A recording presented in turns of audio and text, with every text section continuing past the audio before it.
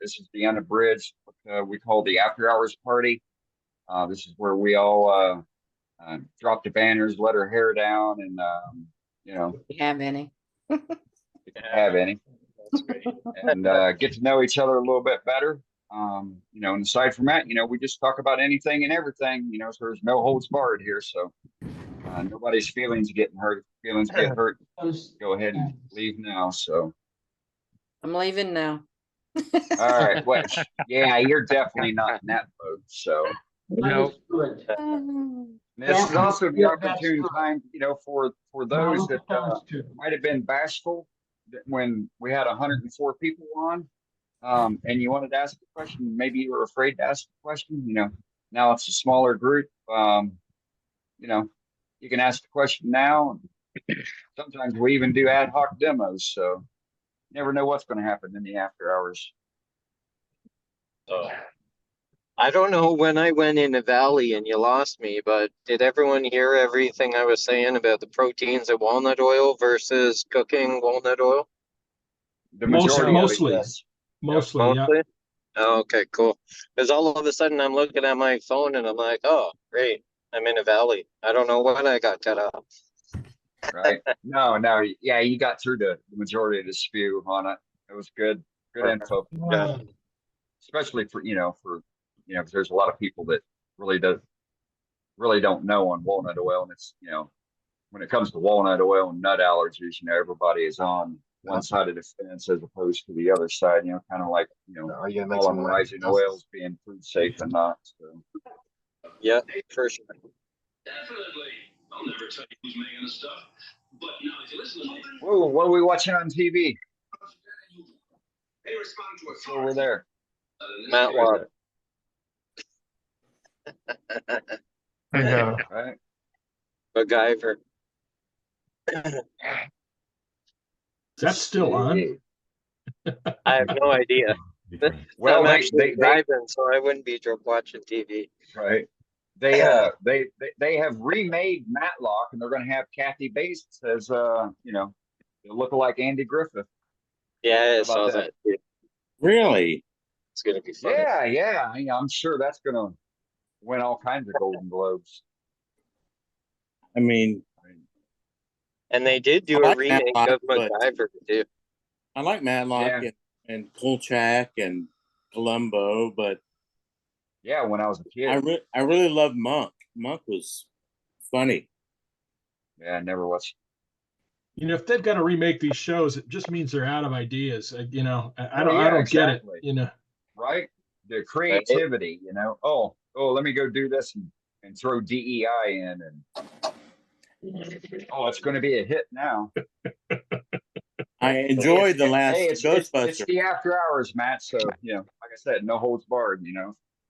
Person Yeah, believes in I had- DEI, I had- good for them. I had no comment, Dane. Hey, I don't care. Hey, can you see Sue that? me. No, Did you see what? I don't know. I'm talking. I'm holding up. let me hold on, Clint. I'll come to you. Maybe. Where you at? Did you see There that? you are. Here. See that? again. Ooh. Ooh, nice. Oh, that looks nice. Buckeye. Exactly. Buckeye Burl. Wow. It's not as shiny as I want it to be yet, but I got that. It's what I guess probably a 5x5 inch square for about $20. I'm like, fuck yeah, that's a steal. I yanked that up immediately. Right? Hell yeah. I managed like to that. save a couple of corners for pin blanks.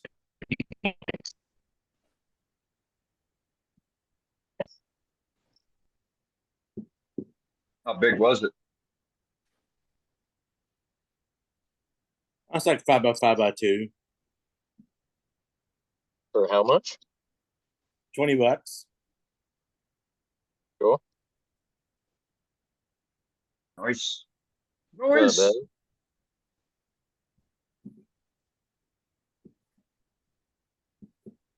once you get a shine on it, all that figure and eyes and burl will really pop. I know it looks nice. I'm trying to get it popping the way I want. Shine juice wasn't working and other things weren't working. You know, shine juice is a good finishing effect. You know, to help you get there, and then whatever finish you want to put on over it will go on over it really, really well. You know, it's kind of like a sanding sealer.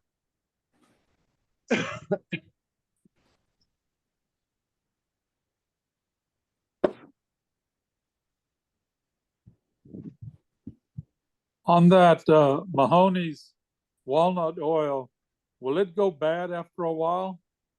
No, No. walnut oil does not go bad. It lasts forever. No, okay. It doesn't go rancid. It doesn't have expiration dates or any of that good stuff. It stays I've good read- forever. I've read conflicting statements about whether or not it can go rancid. Well, Stuff you buy in the I- grocery store goes bad. You shouldn't use that anyhow. Stuff in the grocery store. It'll go rancid. Yeah, but Mark Soleil said he uses just regular cold pressed olive oil that you can buy in the grocery store. I hope not olive oil. You said walnut oil. I mean walnut oil. Duh. I'll be all right. But yeah, he buys cold pressed walnut oil, and I'm assuming it's the same stuff you buy at the grocery store. Because I just looked up cold pressed olive oil, and that's all edible. I mean walnut. Did you mean? Damn it. Hey, Billy, why don't you get out and come back in? Maybe that'll reset your Zoom. You keep saying the wrong, you Maybe keep saying the wrong thing, and I know it's not you. I know. Maybe I haven't had a beer since SWAT. That may be part of the problem. Well, yeah, it may be. that could be. I'm having a beer right now. I'll have one with you, Dane. Me too. Matter of fact, I got to go get another one, but it's getting close to the time that I've got to go do the cats, so I'll just wait. No, actually, I need to go get another beer, and then I'll just go back in and do the cats. How about that? Grab Can't two. keep everybody waiting.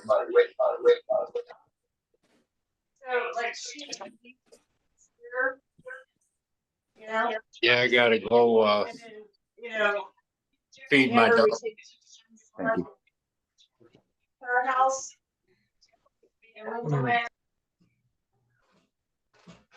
Night, Dan.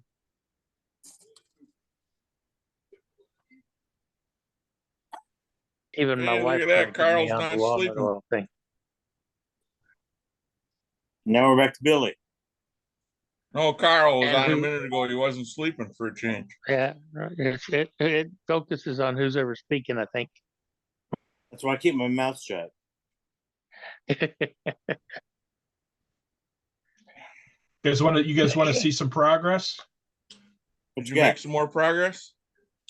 I got some more progress. I don't know if you can see that, but Yeah, the blue. yeah, I got two different shades of blue on there, but it's not all that obvious here in the. You can see it. Yeah, you can see it. Yeah. Face part Anyway, looks a little nice. purple. Baby steps.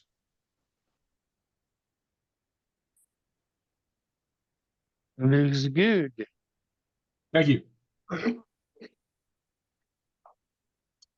Yeah, I'm gonna paint this one too. So Ooh, that's cool. yeah, well, you guys have seen this. I've showed this one, Yes. but Oh, I- that's even better. yeah, I've been thinking about how to paint it for like I probably did this like 2 months ago, and I've been thinking about how to paint it for that long, and it's like, all right, what do I do? And I came up with a plan. So like it's one of those things where you wake up in the middle of the night and you're like, all right, that's how I do that. Oops. So you're not gonna hollow so- that? Not any more than that. No.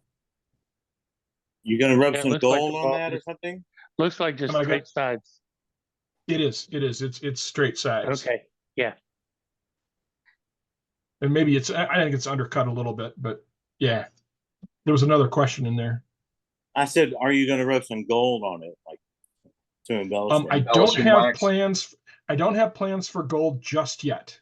I'm going to do some washes in the cavities, and I saw somebody else did something where they were doing like I can hit all the tops of things. So the big question has been what to do.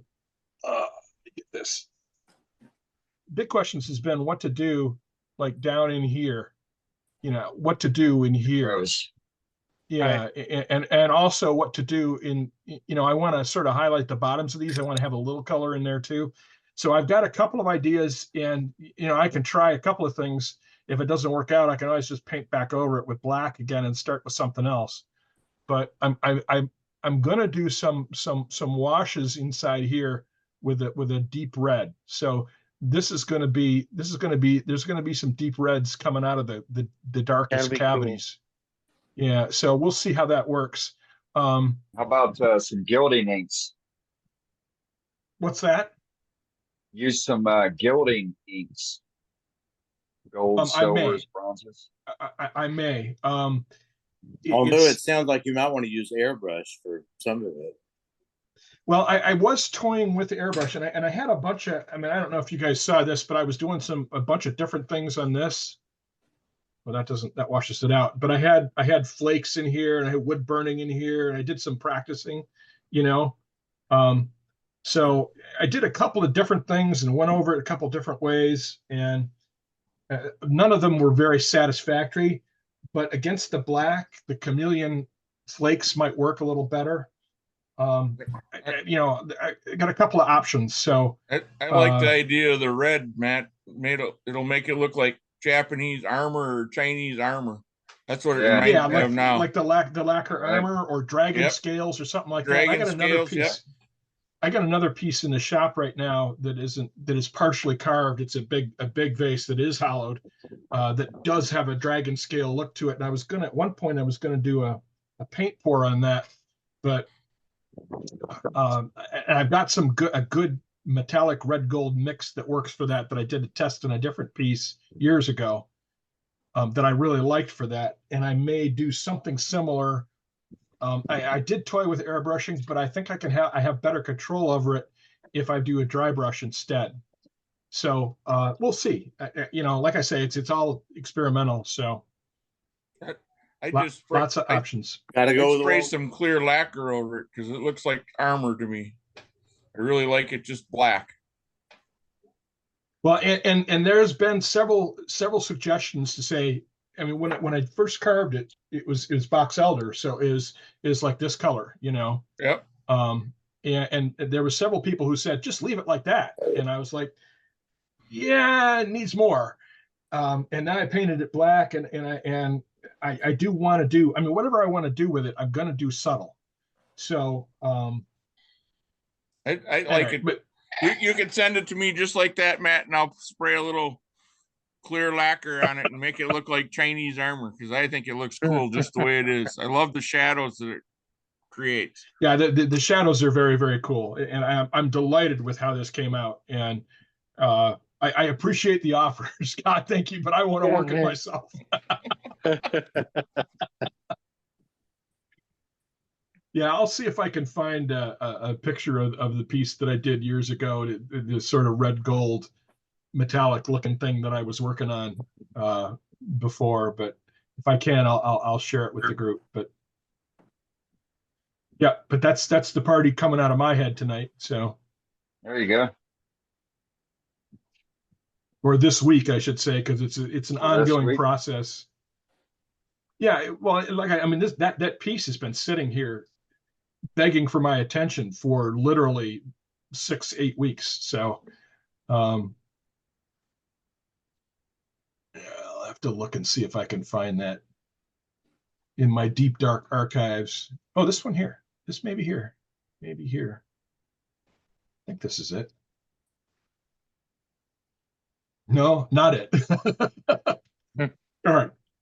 So let me share one picture first of all to show you a partial. Okay. Share screen, this one here, share. So this piece on the right is the initial test, but this is just black and gold, metallic gold.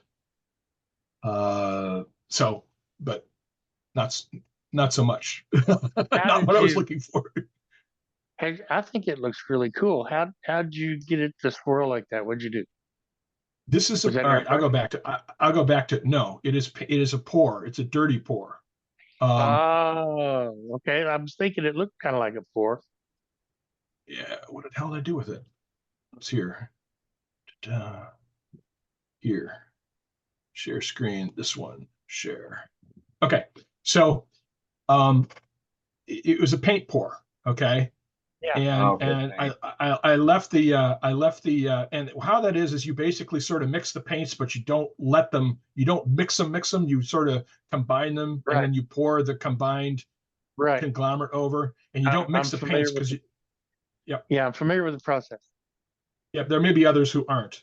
Oh yeah. But Okay. these were left. I had a friend of mine who, when I was doing these paint pours a couple of years back, a friend of mine who was doing some really beautiful pieces, but he was doing the whole piece with a pour, and he took them into a gallery that sells all his work, and they wouldn't take them because they said they couldn't tell that they were wood. It looked like it was plastic. So Wow. on that basis, I have since vowed to always leave some sort of wood in the piece whenever I'm doing a pour. Right. I don't blame So you. yeah, what I did is I left a tenon on the bottom of these, and after I did the pour and the paint was dried, and I put two or four coats of lacquer on it, I put it back on the lathe and turned the top a bit to make it, Right. So it was hollowed before you did the pour? Yeah. Yeah. And what I did, you basically finish the piece, but you leave a little extra on top because you're going to come back and turn the paint off if you get any on there. And what I did, let me see if I can find a picture for this. You stop sharing. Okay. I'm going to talk while I go and look for the next picture. So I turned a top for it. So let me put this one up. So this is what they look like on the bottom. Share screen here. So these are these same pieces, and this is the bottom. All right. Right. So okay. So stop share. And what I did is I made a little cap that fits inside them. Okay. Let me see if this works. Somewhere I've got an in-process picture that shows, but basically you're pouring it over the cap, and then you take the cap off and put it back on the lathe and return it. Maybe it's here.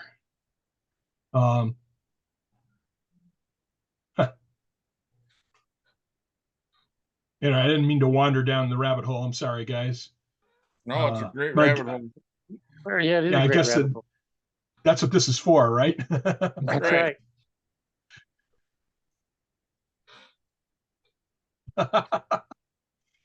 This was done at Campbell's Hands-On Retreat. Okay, so if y'all want to run a class that does this at the level up, I can run it. No, you're gonna do carving. Okay. Or that's what I want you to do. We'll see what the group wants you to do, but that's what I want you to do. All right. Well, you've already seen my carving demo, right? Yeah, but I want to be there and actually do it with you. Okay. All right. Well, that's cool, and we can do that like after hours too, like for sure. over the, after dinner with some adult beverages involved. Adult beverages and power tools. Come on. No, after hours. Adult beverages after hours. No, you're just not allowed. You're just not allowed on a lathe or on the bandsaw once the adult beverages start flowing. Carving's not dangerous, huh? Yeah, I don't know if I'd want a carving tool in my fine. hand either. Standing is How's fine that when you're thumb done. healing? How's that thumb healing? Oh, it's doing good. Good. Yeah, Thank no you. alcohol in power tools. Yeah. I And there agree. was no But- alcohol involved. But Just what about little stupidity. power tools? What about little power tools? Come on, guys. They puncture really well too. Yes, Does they an do. airbrush count as a power tool? No, No, Thank you. But y'all Does were a talking Dremel about count? carving. you can carve with a power brush. you Yeah, didn't but I have don't- very many stitches, Gary. I had more than you. I cut mine all the way off. Oh, Lordy. There was over 8 hours of microsurgery and over 400 stitches. Oh, What'd you cut it on? Cut it off on a table saw. Basically like what Gary did, except I just got a little farther closer to the knuckle, that's all. All right, I'm sharing this one from Facebook. So Okay. this shows my pouring. See the Right. little caps on top of the pieces? yes. And this one on the left has got a lot of metal. Sorry, it's got a lot of metallic red gold, and I want to do that as dragon scales Yeah. on a carved piece. So anyway, that's what I was trying to say earlier. So So and you you get the mix- cell. What's that? You mixed a flow medium in each of those, right? Yes. Or was it straight paint? I use Floetrol. You can do straight Okay. paint. I did do some with straight paint. Yeah, you But get it a better flows. flow with flow medium. Yeah, and so Yeah. some of the colors you're mixing will have like silicon in them, mixed in them too, and that gives you the cells. Okay, so the one on the right has got a lot of cells in it. Right. The little blobby, bubbly looking things. So if you want those, then you just like a silicon spray you get from the hardware store. You just mix that in with the paint. So what you do is you mix all the colors in little separate cups. All right. Right. And then when you're and you mix a little bit of Floetrol in with them so they flow well, and you have a base color. Like a lot of these have black as the base color or white as the base color. And you typically don't put any silicon in the base color. You just put it in like the blue or the white or whatever. Okay. Or the metallic silver or the metallic gold or whatever. And then right when you're ready to do the pour, you pour the cups in layers, and the paints don't mix in the main cup. And then you pour everything from the main cup onto the piece, and it sort of combines in sections as it's coming out of the main cup, the larger cup that has all the paints put in together. Right. And then the ones that have the silicon in it, some have silicon in it and some don't. So like your base color, like on the one on the right, the base color is probably black. And it doesn't have any silicon in it, so it's not forming cells. But the white and the pale blue will have silicon in it, and they'll form cells as they come out, as the paint Right. flows across the piece. Well, you can also, instead of just doing a dirty pour, you can just pour each individual little cup one at a time, and it gives a completely different effect. Yeah, and you can control the mixing, and you can control where you're putting the pour, where you're putting different paints in, and you can do like one of the things that I've seen people do is they'll use these little sieves, these little tiny like sink sieves, and they'll pour everything through those, and you'll get this very consistent thing that flows out of the paint sieve down onto the piece. Right. Hey, Matt, question. Is it self-leveling or does it dry textured? It looks like it's textured when I look at maybe it's the shadows. I don't know. That's a good observation, Sue. It does sometimes dry textured. When you mix the Floetrol in with it, it tends to flow pretty evenly. But the bubbles, the silicon, that dries somewhat textured. Okay. I have only one of them left, and it's the sample piece I did. The first sample piece I did when I started doing this. And I don't know where it is. It's in one of my boxes, but it's pretty cool. It's like it was just a basic, turn disc that we poured stuff over, but it was Yeah, and you can, and if you want to, you can direct things, like you can take a toothpick or whatever and steer the paint around too while it's flowing, because it doesn't dry right away. So there's a lot of options. So, and it's fun, and you know, you don't necessarily always know what you're going to get, but it's always pretty cool. So you take that, like in a number of our demos when people have been turning plates and stuff like that, and I've talked about this myself, if we talked about turning your piece as a canvas for the decoration you're putting on it. So you leave wide spaces, like you leave a wide rim on your plate or your bowl. And the same is true for when you're doing the pours. You're like, okay, I'm going to put these paint on this big section, and you know, have only a little bit of stuff that's wood or that doesn't have paint on it, and you plan it that way. So, you know, you're using quite a bit of paint. There's a lot of waste paint in the process. So, I really like the effects, and those sold pretty well. I should do more of those.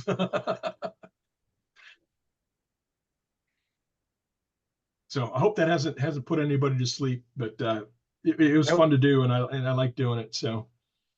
No, I missed it all. Can you explain it again? Yes, I can. Yes, I can. Hey, Dane, just ask him to demo it one Wednesday night. Well, he's done. Yeah, I mean, some of us haven't seen it. Yeah, he could do a dirty pour demo. That would be all right. Right. Do multiple ones, because otherwise it'd be done in 15 minutes. It'd be just like what Walt did for us with the dipping, hydro dipping. Yeah. I don't know. Yeah. Let me see what I got here. Oh, one of the other things you can do is like Joann Fabrics sells pouring kits.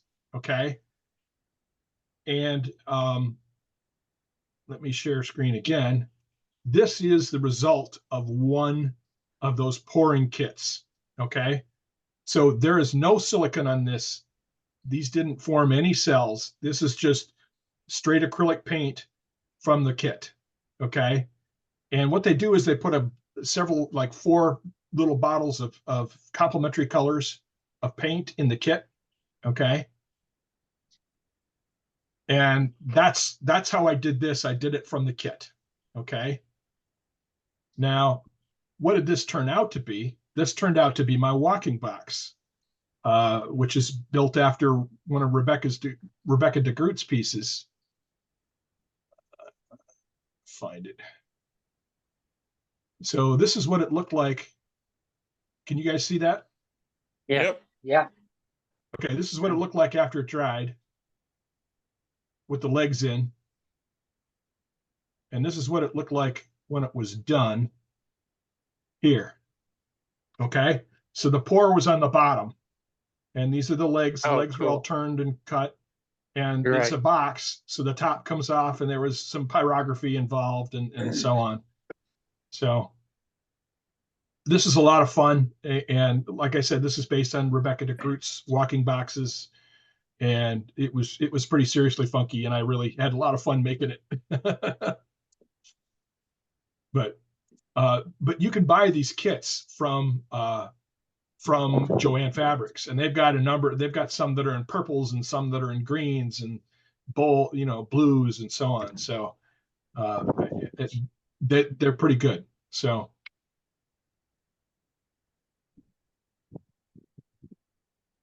interesting. Yeah, and this is my first. I'm going to share this one too. This is the last one I'm going to share, guys. So this is the first one that I did a pour on, my first test at Campbell's. And you guys know how I'm fond of silvers, metallic silvers and golds and stuff. And so this is the result of that. So,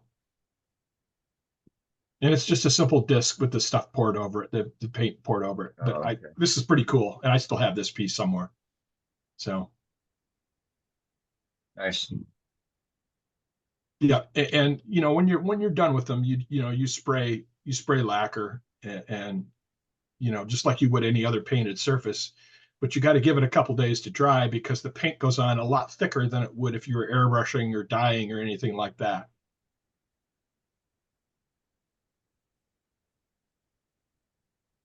Yeah, it seems like that would leave a lot of texture to the piece.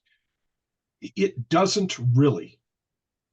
And especially you get 5, 6, 8 coats of lacquer on it, the texture is going to go away too. Okay.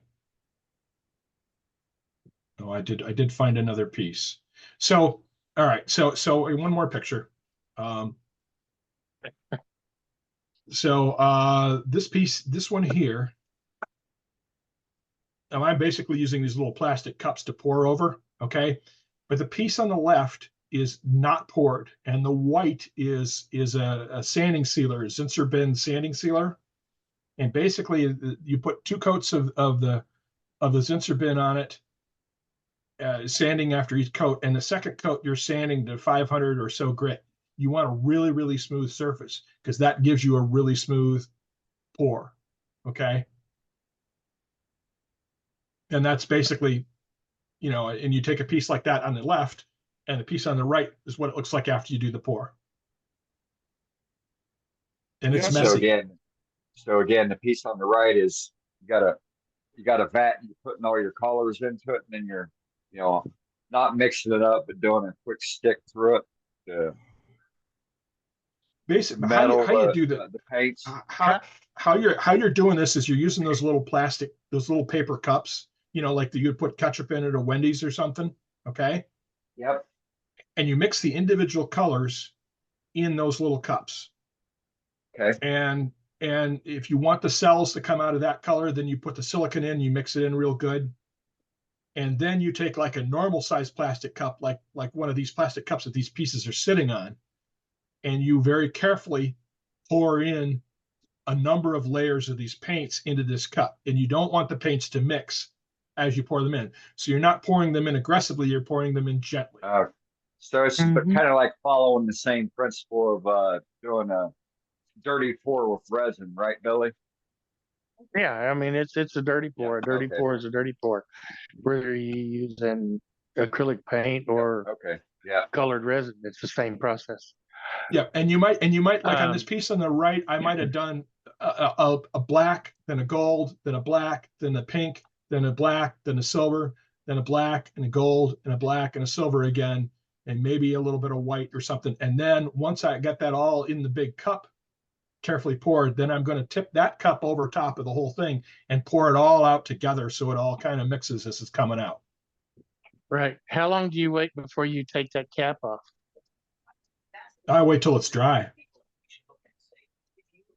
Oh, okay. Then just so yeah, I don't want any paint pouring down inside of it, or you know, I wait till it's. So you just, you know, and then cut that loose with a razor knife. Yeah, and the way this is it sort of overhangs. The way I make the cap is it overhangs, so you can't really see it here because I probably just poured this when I took this picture. So the paint is still flowing off of the cap onto the body of the bowl. Okay. Right. So there's a little overhang. There's a lip on the top of that cap. It's bigger than the hole. Right. So there's not really continuous paint. It does just come right off. Okay. But you want to make sure it dries good so you don't get any, you know, any smuts inside or whatever. Yeah. No. So you leave it out there for a couple days. That, Matt, when you're done.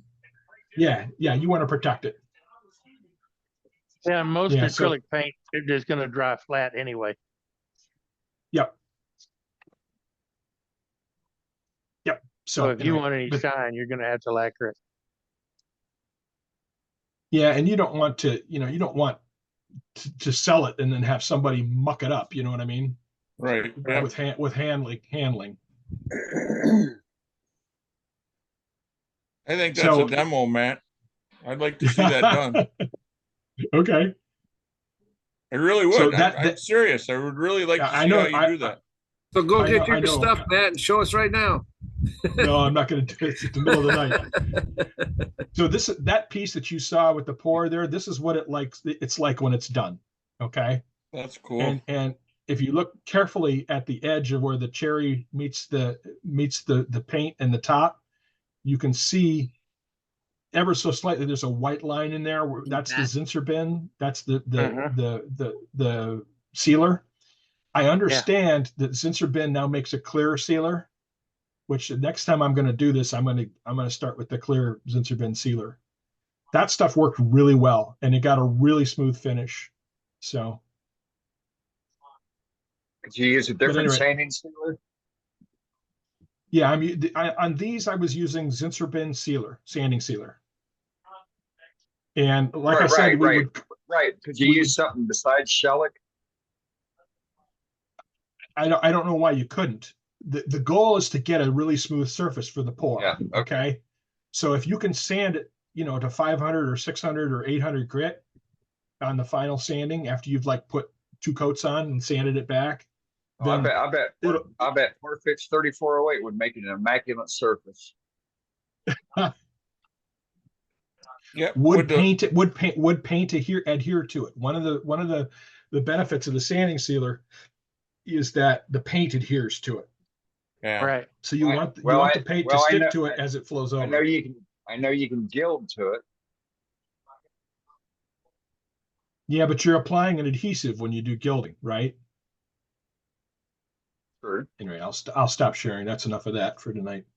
Yeah, but if you sanded that Parfex back with 600 grit or 400 grit, right, I would think the paint would stick to. There would be enough micro grooves that the paint would adhere to it. I would think.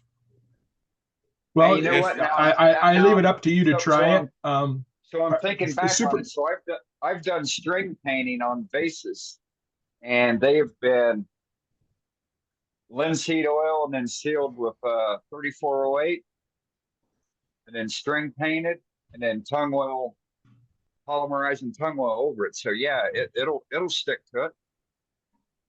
Okay. Well, yeah.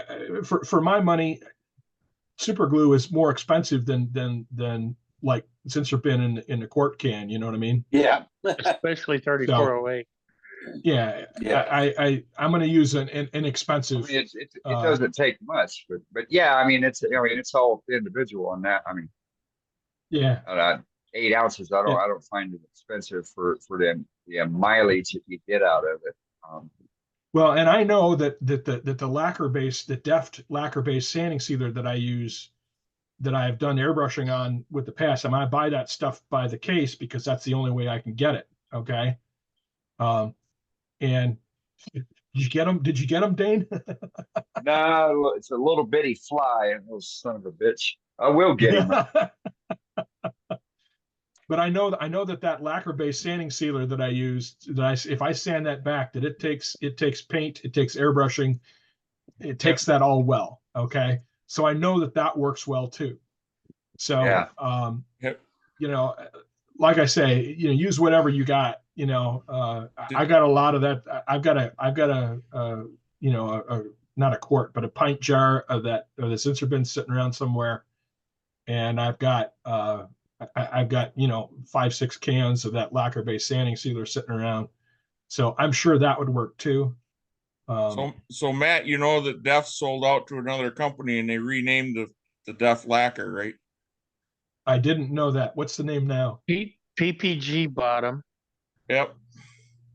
And I don't remember the name, but I've seen it in the local hardware store, and they actually had a sign by it saying it was Deft lacquer with a new name. Okay.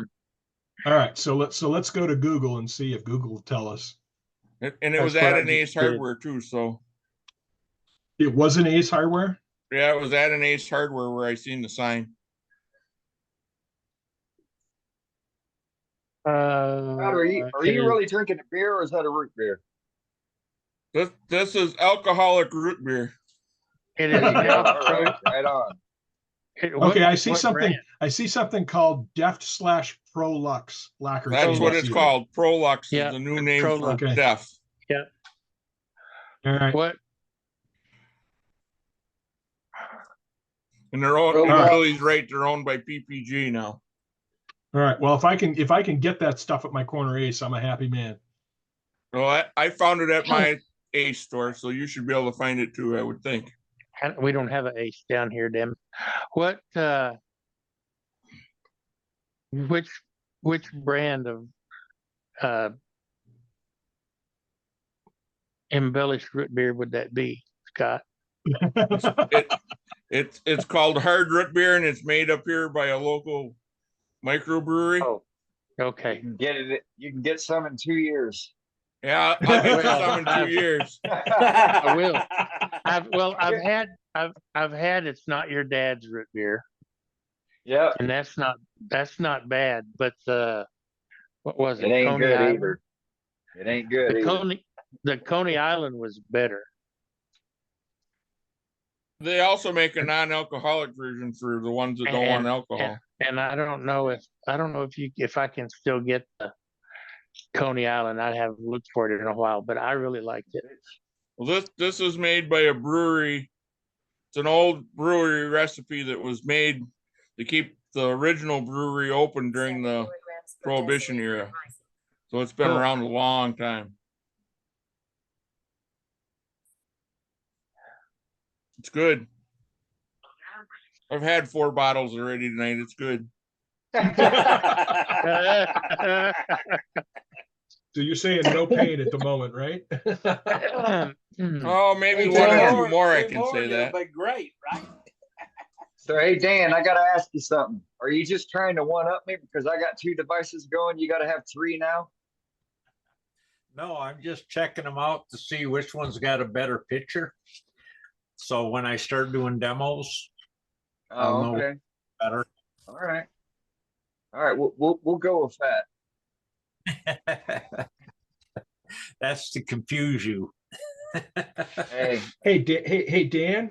Speaking, since you're here, I don't know, 2 weeks, 3 weeks back, I posted a picture of Cherry saying, "Anybody want some?" Was that you who said I want some? Yeah. Yeah, that was me too. That was me too. Well, yeah, but Dan's local. Okay. And then I also said you need to be bogarting that wood so you can bring up with you. No, on that same post. I said, yep, sure did. It won't be any good by then. It'll all be turned. Oh, okay. I'll give you savings.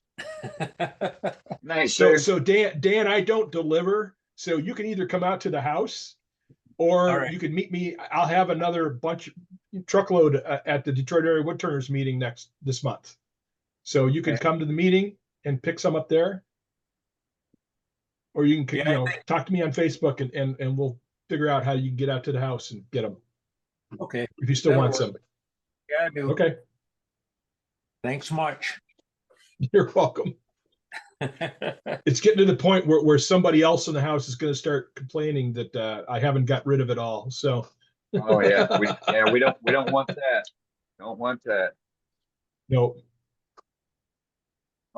Whenever I see a tree on the side of the road and I pull over and pull my chainsaw out, my wife's having a fit.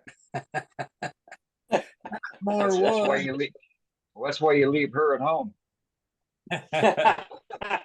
She won't let me or get her to help, man, or get her to help. Or get her on board like my wife is with me. There you go. No, my wife won't do that. And my wife will be there. She'll be holding a big log, a big mesquite log, and holding it while I'm slabbing it out on the sidewalk. Very trusted. That's love right there. That's right. That's right. But someone's got to check you. I mean, I got to check myself. I have too much shit on my front porch and the backyard. And it's not my shop. I don't have a porch. I don't have a front porch. So.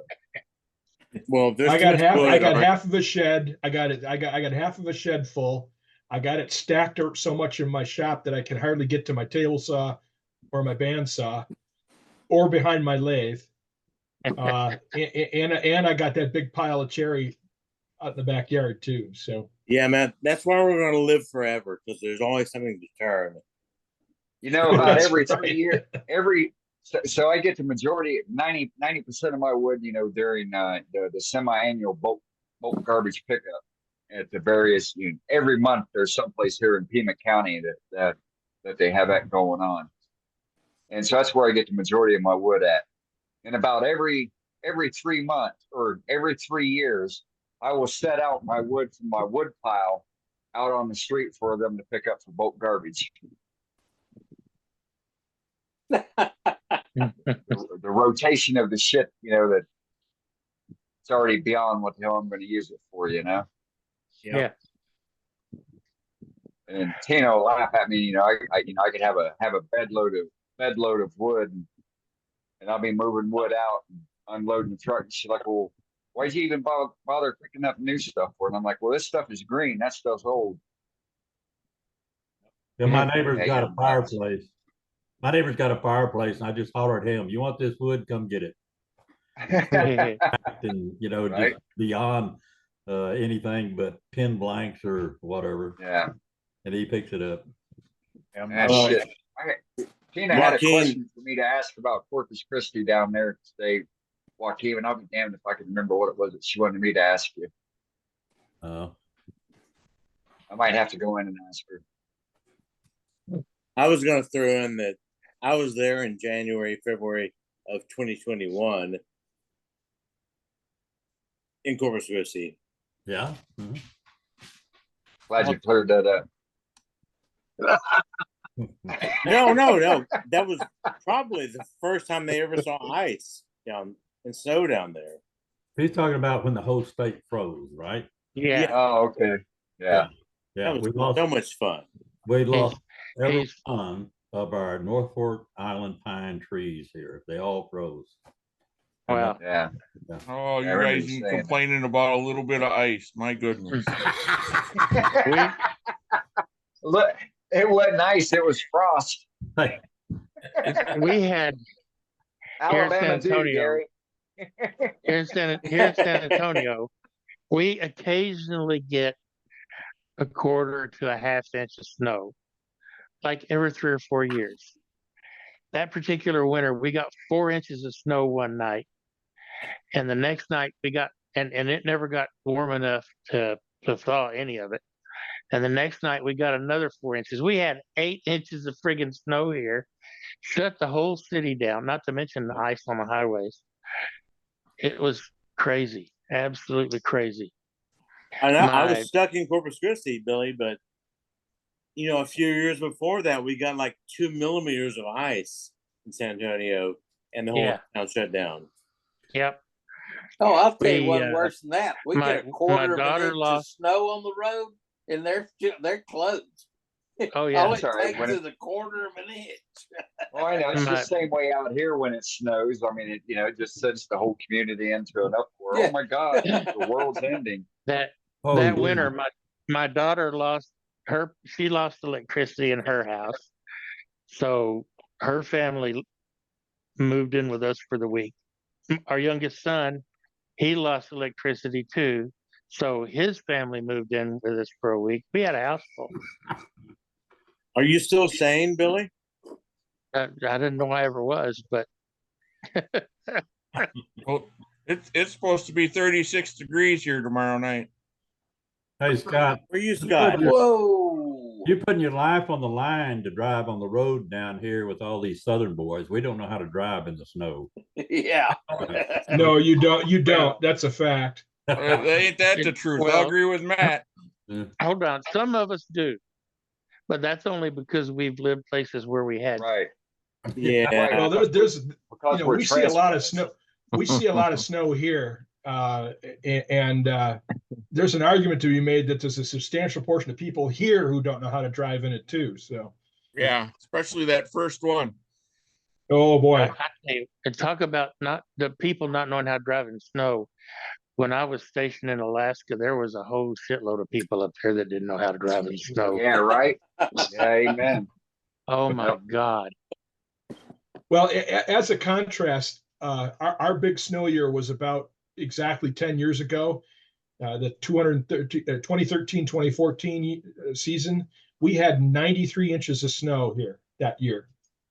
So I got pictures in March. I got pictures in March of 3 feet of snow in my front yard. So. Yeah. Nice. I grew up in Dallas, and Dallas is worse because it's dry, and then you get a shitload of ice.